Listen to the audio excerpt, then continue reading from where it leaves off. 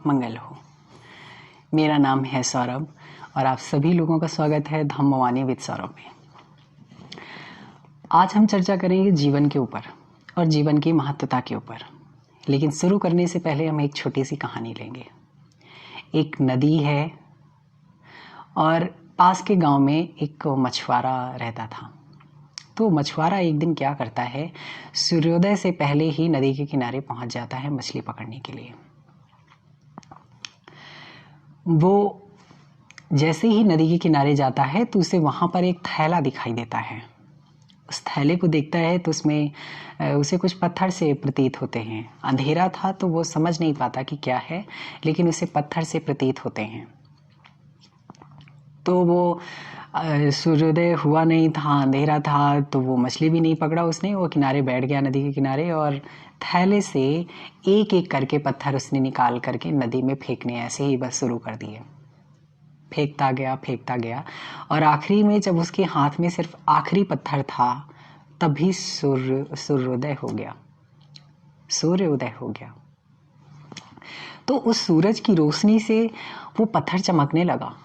वो जब उस पत्थर को देखता है तो उसके हाथ में वो हीरा होता है, हीरे का पत्थर होता है, जवाहरात का पत्थर होता है। वो रोने लगता है, अरे मैंने वो पूरा थैला फेंक दिया जिसमें पूरे हीरे जवाहरात के पत्थर भरे थे, मैंने वो पूरा थैला ही फेंक दिया। लेकिन उसके बाद में उसके अंदर से एक आवाज़ आती है और वो शांत हो जाता है सिर्फ इस बात से कि चलो आखिरकार मेरे पास ये आखिरी पत्थर तो शेष रह गया। फेंक दिए तो क्या हो गया, आखिरी पत्थर तो शेष है ना, अभी मैं इससे ही काम चला लूँगा। ये कहानी हमारे पूरे जीवन से संबंध रखती है। हमारा पूरा जीवन, इस बहुमूल्य पत्थर रूपी ये जीवन, और हम इसको फेंक रहे हैं, बर्बाद कर रहे हैं व्यर्थ के कामों में।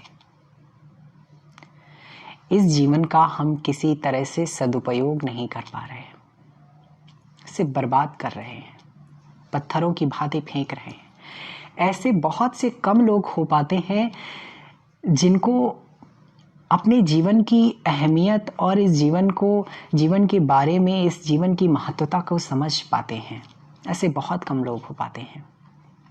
अरे अंतिम क्षणों में ही कोई व्यक्ति समझ जाए, उसको आखिरी पत्थर ही मिल जाए, इतना ही बहुत है।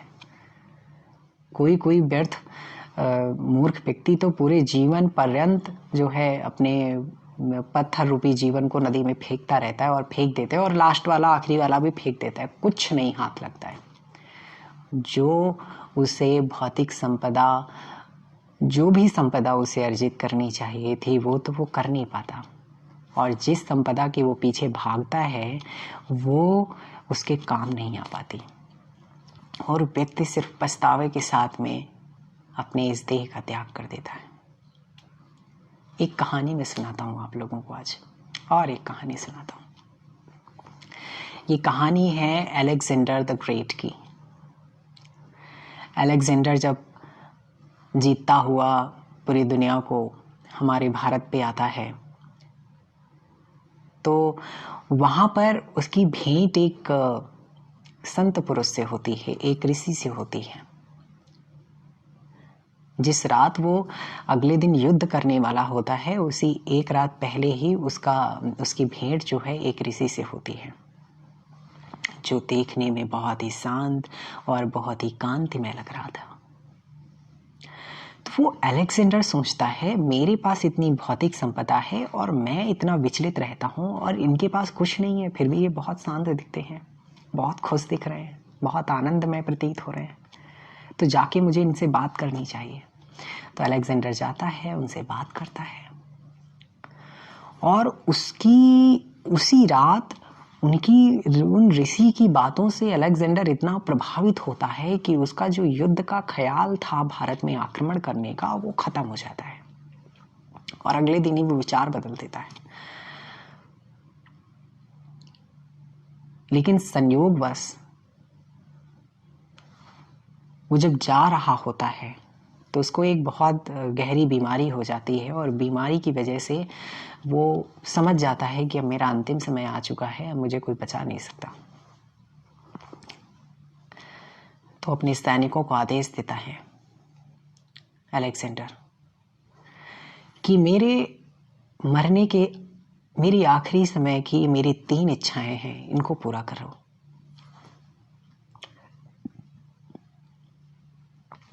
पहली इच्छा अलेक्जेंडर की है, वो कहता है जब मेरी अर्थी को सजाया जाए और मुझे उस अर्थी में लिटाया जाए तो मेरे दोनों हाथों को इस तरह खुला करके बाहर रखा जाए। दूसरी इच्छा उसकी ये थी कि मेरे अर्थी को सामान्य व्यक्ति ना उठाए, मेरे अर्थी को विश्व के सुप्रसिद्ध डॉक्टर उठाएं, वैद्य उठाएं, चिकित्सक उठाएं। और अलेक्जेंडर की तीसरी इच्छा ये थी कि मेरी जितनी भी भौतिक संपदा है, मेरे अर्थी से और शमशान घाट तक उस भौतिक संपदा को सड़कों पर बिछा दिया जाए, उसके ऊपर से मेरी अर्थी को लेके जाया जाए। इन तीनों इच्छाओं के पीछे बहुत बड़ा लॉजिक था। पहली जो इच्छा उसने व्यक्त करी अलेक्जेंडर ने, अपने हाथ को फैलाने के लिए कहा, तो उसके पीछे ये कारण था कि अलेक्जेंडर बताना चाहता था कि मैं जिस तरह आया था इस संसार में उसी तरह मैं जा रहा हूं।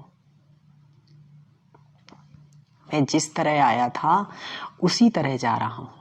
कमाया तो बहुत, अर्जित तो मैंने बहुत किया पूरे जीवन भर, लेकिन साथ मेरे कुछ नहीं जा रहा, खाली हाथ जा रहा हूं। ये प्रतीक था। और दूसरी बात ये थी जो वैद्यों को बताया था कि विश्व के सुप्रसिद्ध वैद्य उसके अर्थी को उठाएं ताकि लोग देख सकें कि जब व्यक्ति की मृत्यु आती है तो न वैद्य काम आते हैं, न चिकित्सक काम आते हैं, न धन काम आता है। मृत्यु किसी के साथ भेदभाव नहीं करती है। एक जीवन धारा जहां तक खींची होती है सिर्फ वहीं तक जाती है, इसके बाद खत्म हो जाती है। तो लोग इस बात को भी जान सकें कि वैद्य भी काम नहीं आ पाते जब मृत्यु आ जाती है। और तीसरी बात कि भौतिक संपदा, वो जो बिखारने की बात करी थी रास्तों में, वो इस वजह से ताकि लोग समझ सकें कि जो भौतिक संपदा उसने अर्जित करी थी पूरे जीवन भर, वो छूट गई, यहीं रह गई, कुछ काम नहीं आ पाया। ये मनुष्य जीवन बहुत ही बहुमूल्य है। भगवान बुद्ध एक बात बोलते हैं। एक बार भिक्खु बैठे थे तो भिक्खु पूछते हैं भगवान से कि भंते, ये बताइए कि मनुष्य जीवन कितना सरल है पाना। तो भगवान बुद्ध एक उपमा देकर समझाते हैं। इसको समझाना बहुत ही मुश्किल है मनुष्य जीवन को, तो एक उपमा देकर के समझाते हैं। मैं ये उदाहरण हमेशा बार बार लोगों को देता हूँ। भगवान बुद्ध कहते हैं एक महासागर है। महासागर जैसे ये सागरों को मिला दिया जाए तो एक विशाल महासागर तैयार हो जाए। उस विशाल महासागर में एक लकड़ी का पोल है, एक लकड़ी का पोल है। और उस समुद्र के अंदर से बाहर जाने के लिए सिर्फ एक वही रास्ता है। उस पूरे विशाल महासागर में सिर्फ एक वही पोल है और उसी का रास्ता है। और उस महासागर में एक काना कछुआ रहता है जिसकी एक आंख नहीं है। काना कछुआ रहता है। अब वो काना कछुआ 100 सालों में सिर्फ एक बार समुद्र के नीचे से ऊपर की तरफ ऐसे मुंह निकालता है और फिर अंदर आ जाता है। अब वो कछुआ संयोगवश अगर उस लकड़ी के गट्ठे से निकल गया, अब इतना बड़ा समुद्र है और इतना बड़ा पता नहीं कहाँ वो कछुआ हो और कहाँ वो डुबकी लगाए ऊपर जाने के लिए, वो भी 100 सालों में एक बार। भगवान बुद्ध ने कहा कि इतना कठिन है, अगर कोई व्यक्ति पशु योनि, प्रेत योनि, नरक लोक या फिर असुर योनियों में चला गया तो इतना कठिन है मनुष्य जीवन को पाना, बहुत मुश्किल है। वो एक उपमा और देते हैं। वो जमीन से मिट्टी उठाते हैं अपने नाखून में और भिक्खुओं को संबोधित करते हुए कहते हैं कि भिक्खु, ये बताइए कि ये मेरे नाखून की मिट्टी ज़्यादा है कि इस ज़मीन की मिट्टी ज़्यादा है। तो भिक्खु कहते हैं कि भंते, ये भी कोई पूछने वाली बात है? अरे नाखून की मिट्टी कम है और ज़मीन की मिट्टी ज़्यादा है। तो भगवान कहते हैं, बस भिक्खु, ये जितनी ज़मीन की मिट्टी है इसका इतना ही हिस्से लोग, इसके इतने ही, उस मिट्टी का बस इतने ही हिस्से लोग मनुष्य योनि से पुनः मनुष्य योनि में आ पाते हैं। बकाया ज़्यादातर पुरुष, ज़्यादातर मनुष्य अपाय गतियों में चले जाते हैं। नरक योनि, पशु योनि, असुर योनि, प्रेत योनि में चले जाते हैं। इनको अपाय गति कहते हैं, इन चारों योनियों को।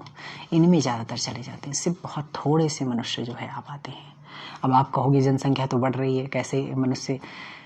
तो एनिमल की भी जनसंख्या आप देखो, चींटियों की जनसंख्या देखो, चींटियों का देखो, मकड़ियों को देखो, छिपकलियों को देखो, छोटे छोटे कीड़ों पतंगों को देखो, कितने भी ज़्यादा हैं। समुद्रों में कितने जीव हैं। तो नंबर ऑफ एनिमल का जो है उसके तुलना में मनुष्य बहुत थोड़े हैं, उसकी तुलना में बहुत थोड़े हैं, बहुत थोड़े हैं। बस इतना ही है कि कोई व्यक्ति मरने के बाद में बहुत थोड़े से लोग पुनः मनुष्य योनि में आ पाते हैं। तो ये जो आपको जीवन मिला है, ये जो मनुष्य जीवन मिला है, आपके किसी सत्कर्मों की वजह से, आपके किसी पुण्यों की वजह से ये आपको प्राप्त हुआ है। खैरात में नहीं हासिल हुआ है आपको, ये ऐसे नहीं मिला है। आपने कुछ बहुत अच्छा किया है, आपने कोई पुण्य किए हैं, आपने कोई मनुष्यता के गुणों को धारण किया है पूर्व जन्मों में। आप में मनुष्यता थी तब मनुष्य बन पाए हैं, तब ये काया मिल पाई है, सुंदर सी काया आपको मिल पाई है, हासिल हो पाई है। और इस जीवन को कोई प्राप्त करने के बाद में, इस बहुमूल्य जीवन को प्राप्त करने के बाद में उस जीवन का सार्थक सदुपयोग ना करे, उसका दुरुपयोग करना चालू कर दे, और फिर आप ये आशा करेंगे कि आपका जीवन आगे का क्या होगा। अरे आगे के जीवन की बात हटाइए कि आपका आगे का जीवन क्या होगा। इस जीवन में ही सुख शांति से नहीं रह पाएंगे, इस जीवन में ही आप दुखों से घिर जाएंगे। सत्कर्म करेंगे, अच्छा काम करेंगे तो आपको सुख शांति इस जीवन में भी मिलेगी और आगे के जीवन तो आपके अच्छे हो ही जाएंगे। और इस जीवन में गलत काम करेंगे, बुरे कर्म करेंगे तो ये जीवन तो आपका खराब हो ही जाना है और आगे की सद्गति तो हो ही नहीं सकती है, वो भी खराब जानी है। ये जीवन बहुत कीमती है, ये जीवन की बहुत ज़्यादा महत्वता है। बहुत सत्कर्मों से, बहुत पुण्यों से आपको प्राप्त हुआ है। इसका सदुपयोग करिए। कैसा सदुपयोग है ये जीवन, किस तरह से हम सदुपयोग कर सकते हैं इस जीवन को।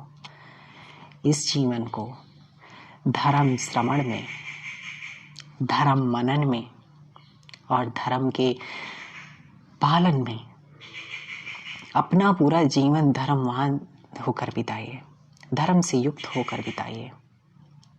दान करिए, शील सदाचार का जीवन जिए, समाधि प्रज्ञा का अभ्यास करिए और एक अच्छा इंसान बने। अपनी सारी जिम्मेदारियों को करते हुए कोई व्यक्ति भी धर्मवान रह सकता है। जरूरी नहीं कि हर व्यक्ति गृह त्यागी बने, हर व्यक्ति सन्यासी बने, इसकी कोई जरूरत नहीं है। ग्रही सन्यासी भी बना जा सकता है, ग्रही संत भी बना जा सकता है। कबीर, गुरु नानक, ये सब ग्रही संत ही थे। गृहस्थ जीवन में होते हुए भी ये ग्रही संत थे। अरे तो कम से कम उनका हम थोड़े से गुण तो लेकर के आए ना अपने जीवन में। बहुत ज्यादा नहीं कर सकते, ठीक है, मैं मानता हूँ आपके पास बहुत सारी जिम्मेदारियां हैं, समाज की कुछ ऐसी चीजें हैं, कुछ व्यवस्था है जिससे आपको, आपके कभी कभी आपके घुटने आपको टेकने पर मजबूर हो जाते हैं गलत चीजों के लिए, लेकिन कुछ तो कर सकते हैं ना। जो आपके स्तर से जो अच्छा हो सकता है आप उतना तो कर सकते हैं। मैं कह रहा हूं जहां पर समाज की व्यवस्था, जहां पर राष्ट्र की व्यवस्था आपको गलत काम करने के लिए घुटने टेकने पर मजबूर कर दे, उस बात को एक साइड रखिए, एक तरफ रखिए। लेकिन जहां पर आप अपने स्तर से अच्छा कर सकें, जो आपके अधिकार क्षेत्र में आता हो, आप उतना तो अच्छा करने का प्रयास कीजिए। ये जीवन भी अच्छा हो जाएगा और आगे के जीवन भी अच्छे हो जाएंगे।